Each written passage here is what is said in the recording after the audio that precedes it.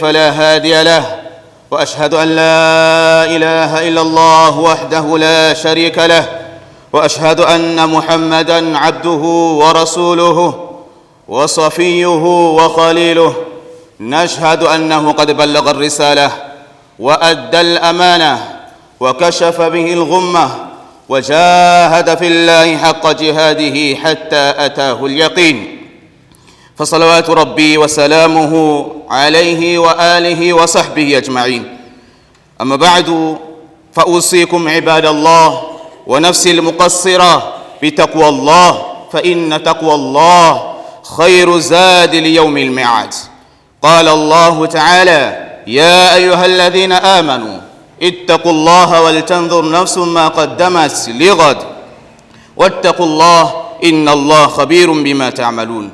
Ndugu zangu, baada ya kumhimidi Allah subhanahu wa ta'ala na kumtakia sala na salam kipenzi wa umma huu Bwana Mtume sallallahu alaihi wasallam, ninakuhusieni pamoja na kuihusia nafsi yangu iliyojaa mapungufu katika jambo la kumcha Allah subhanahu wa ta'ala, kwani ucha Mungu ndiyo akiba iliyokuwa bora mno ambayo mja anatakiwa aiandae kwa ajili ya siku ya al-Maad, marejeo kwa Allah subhanahu wa ta'ala.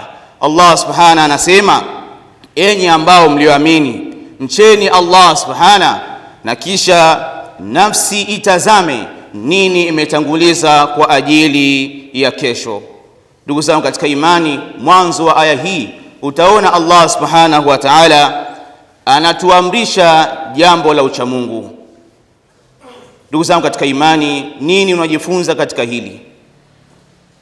Jifunze ya kuwa jambo ambalo nakupaswa wewe kulitenda, ambalo ndiyo maandalizi yaliyokuwa bora kwa ajili ya kesho yako mbele ya Allah subhanahu wa ta'ala, basi ni uchamungu. Ndugu zangu katika imani, khutba hii ya leo nimependa tugusie jambo la zaka. Tugusie jambo la zaka na athari za zaka katika maisha ya Uislamu. Enyi waja wa Allah, zaka ni ibada iliyokuwa tukufu na ni nguzo miongoni mwa nguzo za Uislamu. Allah subhanahu ameifungamanisha zaka pamoja na sala katika sehemu nyingi ndani ya Qur'ani tukufu, kiasi ambacho inaonyesha ule utukufu wa jambo la zaka na ukubwa wa daraja wa jambo hili la zaka. Allah subhanahu anasema ndani ya Qur'ani: wa aqimu salata wa atu zaka, simamisheni sala na mtoe zaka. Lakini pia anasema: fa in tabu wa aqamu salah wa atu zaka fa ikhwanukum fi din, ikiwa kwamba wao watarejea kwa Allah, watatubia, kisha wakasimamisha sala na wakatoa zaka, basi hao ni ndugu zenu katika dini. Allah anathibitisha ule udugu wa kiimani kwa mtu ambaye aliyesimamisha sala na akatoa zaka. Lakini pia maamrisho ya Allah subhanahu wa ta'ala akielekeza kwa Bwana Mtume sallallahu alaihi wasallam juu ya jambo hili la zaka. Allah anamwambia, anasema: khudh min amwalihim sadaqatan tutahhiruhum wa tuzakihim biha, chukua kutoka katika zile mali zao ambazo wao walizokuwa nazo sadaka, ambayo ni zaka. Zaka hiyo itawataharisha wao na itawatakasa. Ndugu zangu katika imani, zaka inataharisha nyoyo kutokana na ubakhili ambao aliyokuwa nao mja, lakini zaka pia inataharisha mali za mja alizokuwa nazo kutokana na mabalaa mbalimbali. Lakini pia zaka hii pale yule mtoaji atakapokuwa ameitoa, basi itamtaharisha kutokamana na hasad, kadhalika vifundo vinavyokuwa katika mioyo ya waja wengine, mioyo ya viumbe vingine katika jamii. Zaka hii inafanya jambo la kulitaharisha mioyo hiyo. Hasad zinaondoka, vifungu vinaondoka, vile vifundo katika moyo vinaondoka kwa sababu ya utoaji tu wa zaka, kwa sababu huu ni wema, na wema lazima kutakuwa na malipo. Moja ya malipo huwa inataharisha, wema unataharisha zile nyoyo za watu. Pale mtu anapomfanyia wema mwenzake, basi yule mwenzake aliyefanyia wema, mara nyingi moyo wake unakuwa ni wenye kutaharika kutokana na wema ambao aliyefanyiwa na ndugu yake. Allah subhanahu wa ta'ala zaka hii ameifanya kuwa ni sababu ya kuzidi kwa mali, lakini zaka hii pia ameifanya kuwa ni sababu ya kuzidi baraka kwake yeye.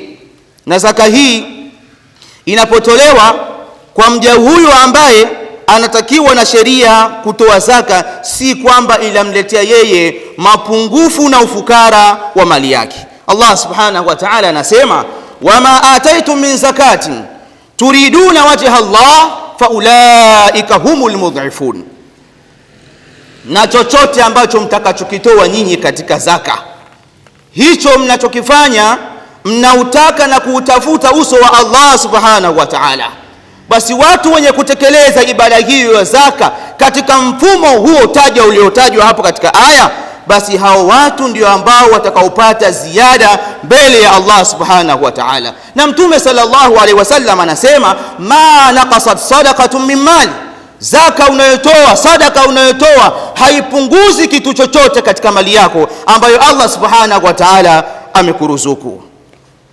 Ayuha almu'minun, enyi waumini, wa min a'zami anwa'i az-zaka ni zakatu az-zuru'i wath-thimar, na miongoni mwa aina kubwa za zaka ni zaka za mazao, za nafaka na matunda. Wa hiya allati, na hii zaka ndio zaka ambayo wengi katika watu wanaghafilika nayo, pamoja na kukithiri kwa mashamba na kukithiri kwa mabustani. Allah subhanahu wa ta'ala anasema, kulu min thamarihi idha athmara wa atu haqqahu yawma hasadi. Ndani ya aya hii Allah subhanahu wa ta'ala anatuamrisha tutumie yale ambayo aliyoturuzuku sisi, tunayopata sisi katika mashamba yetu, kadhalika katika mabustani yetu. Lakini pamoja na hayo yote ya kutuhalalishia sisi yale ambayo tulioruzukiwa na yeye, anatuambia tutoe haki ambayo ameiamrisha kwa mtu aliyevuna aitoe haki hiyo, nayo ni zaka. Siku ya mavuno pale inapofika, basi Muislamu, Allah subhanahu wa ta'ala amekujalia mazao ambayo yamefikia kiwango cha kutoa zaka, basi Allah anakuamrisha wewe utoe zaka. Katika aya hii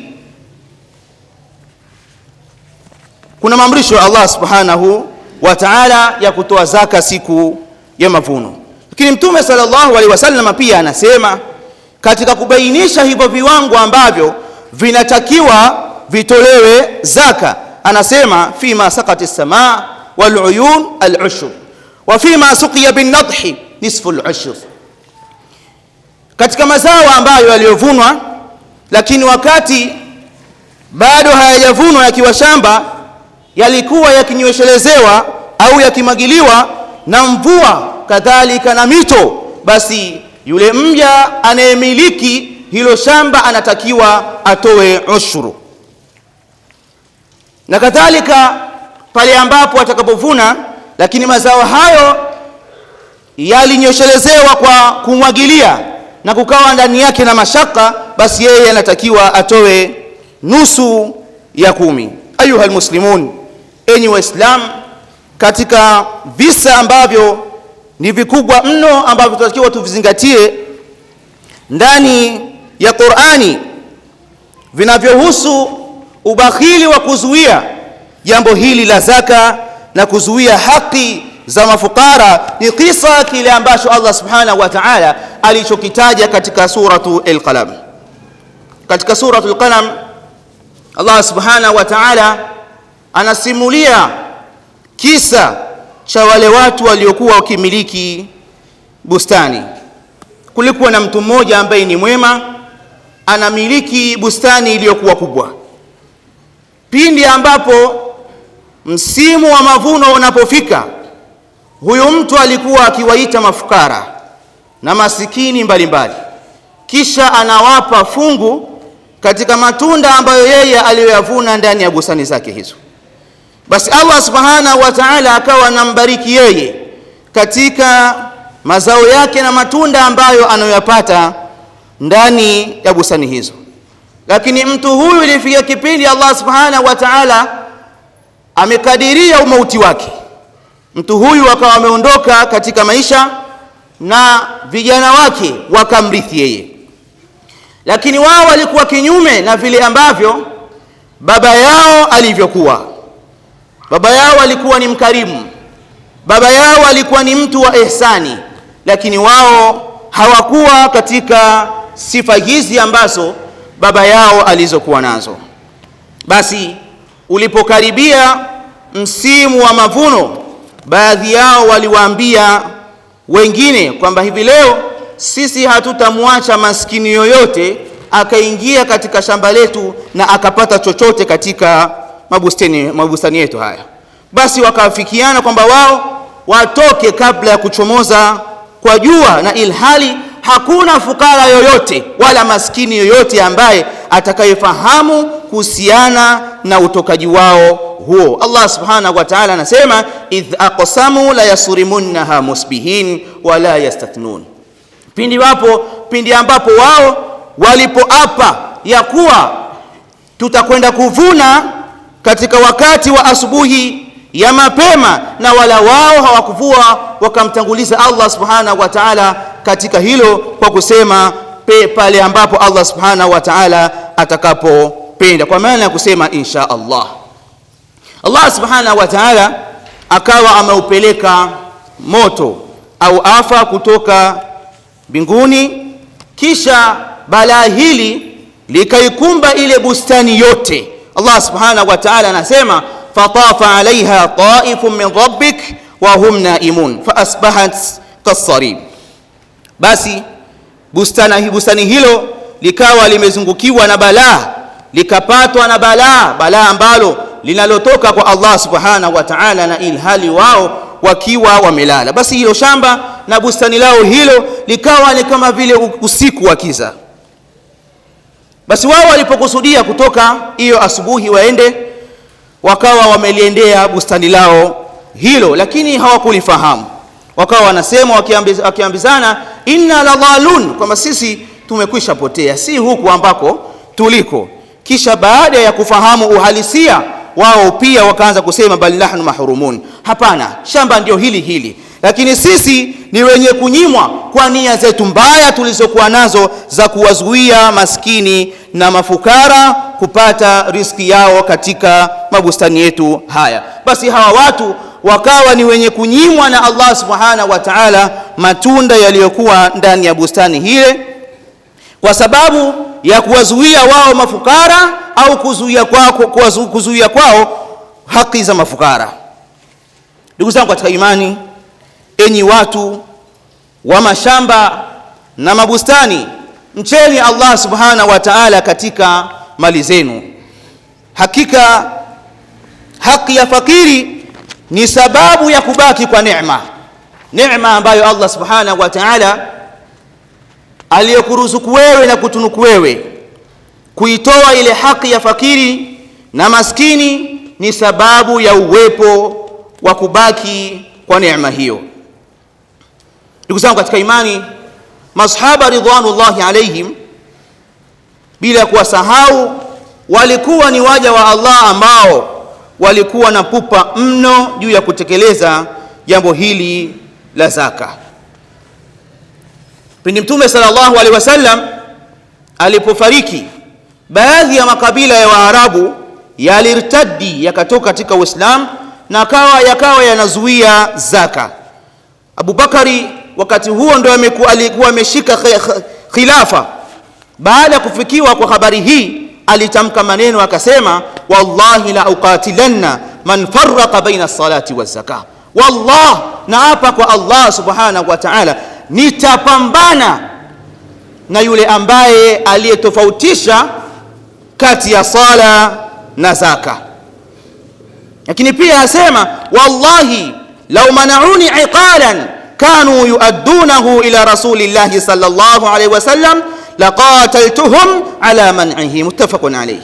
Wallah, lau kwamba wao wangalizuia tu hata kile kijikamba au kamba ambayo anayofungiwa ngamia, hii kamba wao walikuwa wakitoa katika zama za Mtume sallallahu alaihi wasallam, kwa hilo tu basi mimi ningepambana nao. Masahaba ridwanullahi alaihim Wao wakafahamu baada ya hilo kwamba zaka laisat amran thanawiya, si jambo la kando ambalo halipo katika nembo kubwa za Uislamu. Enyi waja wa Allah, hakika miongoni mwa athari za kuzuiliwa kwa zaka ni kushuka mabalaa mbalimbali na adhabu kutoka kwa Allah subhanahu wa ta'ala.